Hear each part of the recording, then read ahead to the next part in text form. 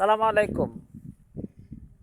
সকল বিহারদের উদ্দেশ্যে বলতেছি, আমরা এতদিন যা শুনছি গোপনে, গতকালকে রাত থেকে সেটা প্রকাশ হয়েছে। সেটা হলো ডক্টর মোহাম্মদ ইউনূস স্যার আর আমাদের দেশ থেকে যাচ্ছে না। এই খুশির খবরে সবাইকে জানিয়ে দিন।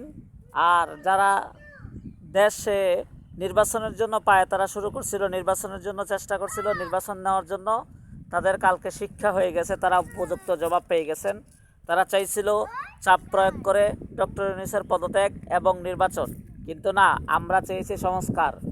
এর জন্য কালকে বৈঠক হয়েছে সকল প্রতিনিধির সাথে, দেশের রাজনৈতিক বিন্দুর সাথে।